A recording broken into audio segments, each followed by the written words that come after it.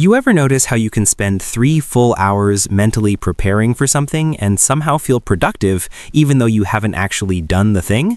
Like you're about to send an important email. Instead of writing it, you rehearse 47 possible outcomes in your head. What if they misunderstand? What if they think I'm dumb? What if the email accidentally triggers a global economic collapse? And by the end of it, you're exhausted, but weirdly proud. Wow, I really thought that through. So here's the question. What if your brain is confusing anxiety with preparation? What if all that worrying feels useful, but is actually just your inner monkey running in circles, screaming about imaginary jungle predators? Today, we're going to talk about why your brain thinks worrying equals productivity and how to stop feeding your monkey stress bananas. Part 1. The problem. Let's paint the scene. You have something mildly uncomfortable to do, a presentation, a hard conversation, posting that thing online, applying for the job. And instead of doing it, your brain opens the what if channel. What if I fail? What if they laugh? What if I forget everything? What if I trip? What if I trip, forget everything, and they laugh? Your monkey brain believes it is being responsible. It thinks it's scanning the jungle for lions. But in reality, it's just replaying the same mental trailer over and over like it's binge-watching Worst Case Scenario, the series. And here's the sneaky part. It feels like work. Your brain goes, look at us, we're analyzing, we're planning, we're thinking deeply. Meanwhile, 0 bananas have been planted, 0 emails sent, 0 steps taken. Your monkey is pacing in the tree going, I am protecting us. But from what? An email? A workout? A slightly awkward conversation? The tiger has become Google Docs. You don't feel lazy. You feel tense, alert, on edge, like you're doing something important. But you're not preparing. You're rehearsing fear. Part 2. Why it happens. The science. Okay, let's zoom into the jungle of your skull for a second. Inside your brain is a little almond-shaped structure called the amygdala. Think of it as your monkey's security alarm system. Its job? Detect threats. Fast. It doesn't care if the threat is a lion or a mildly critical coworker. When the amygdala senses danger, it activates your stress response. Heart rate up, muscles tighten, attention narrows. It basically says, we might die, scan everything. Now here's where it gets interesting. Your brain evolved in an environment where threats were physical and immediate. Rustling bush could be a predator. Better assume the worst. That hypervigilance kept your ancestors alive long enough to pass down their banana genes. But your modern threats aren't lions. They're social and psychological. Embarrassment, rejection, uncertainty, status loss. Here's the paradox. Your brain uses the same ancient survival circuitry for a missed text reply as it would for being chased by a lion. And when the threat system activates, your brain wants control. It wants certainty. So it starts running simulations. If this happens, then we'll do this. If they say that, we'll say this. That mental rehearsal gives you a tiny hit of relief. Why? Because your brain feels like it's doing something. Research in psychology calls this rumination, repetitive negative thinking that feels problem-solving-ish but isn't actually leading to action. Studies show rumination is linked to anxiety and depression because it keeps the threat system switched on without resolution. It's like your monkey keeps hitting the alarm button without checking whether there's actually a predator. And here's another twist. Worrying activates the prefrontal cortex, the thinking part of your brain, so it gives you the illusion of productivity. You're thinking hard, so it must be useful, right? Except problem-solving moves towards solutions. Rumination just loops. One builds banana farms. The other just screams about hypothetical banana theft. You don't feel lazy. You feel tense, alert, on edge, like you're doing something important. But you're not preparing. You're rehearsing fear. Part 3. The deeper issue. Now, let's go one layer deeper into the jungle. When your brain confuses anxiety with preparation, you start believing stress is necessary for performance. You might even say things like, I work better under pressure. If I stop worrying, I'll forget something. I need to think this through 50 more times. But here's the uncomfortable truth.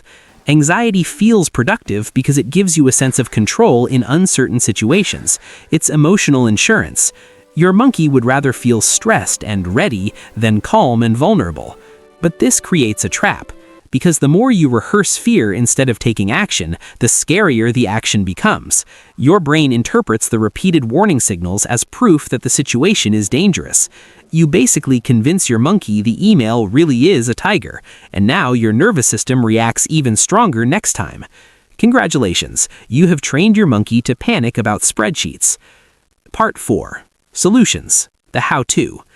Alright, we're not going to yell at the monkey, we're going to train it. Here are 5 practical ways to stop confusing anxiety with preparation. Number 1. The write the plan or shut it down rule. If you're thinking about a problem, you must either write down a concrete plan or stop thinking about it. That's it. Grab a notebook and say, okay monkey, what exactly are we doing? If it's sending an email, your plan might be draft email, edit once, send by 3 p.m. Boom, done. If you can't turn the worry into a specific action step, it's rumination. Shut the tab in your brain. Redirect. This works because it forces your prefrontal cortex into actual planning mode instead of endless looping. Number 2. Set a 10-minute worry window. Your monkey wants time to scream. Fine, give it a scheduled screaming session. Set a timer for 10 minutes and say, okay, we panic now. Write down every worst-case scenario. Go dramatic. They'll fire me. I'll move into a cave. I'll become a banana hermit.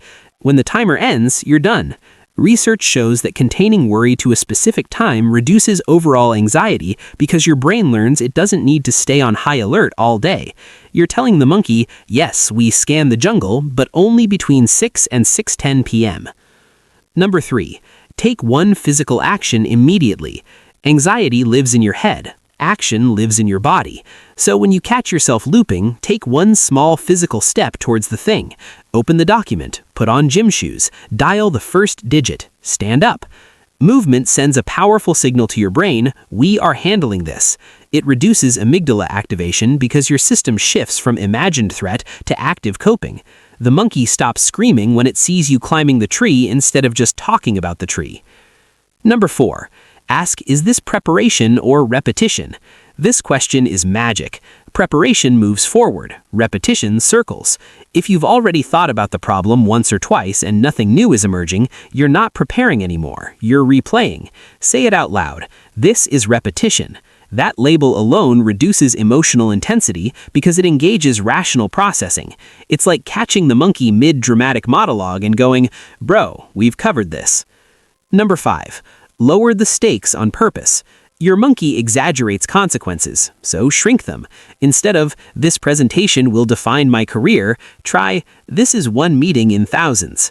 Instead of, if they don't reply, it's over, try, they might just be busy. Cognitive psychologists call this reappraisal, reframing a situation to reduce emotional charge. It literally changes neural activation patterns in the brain. You're teaching your monkey that not every rustling bush is a predator. Sometimes it's just wind. Part 5. The payoff. Here's what happens when you stop treating anxiety as preparation.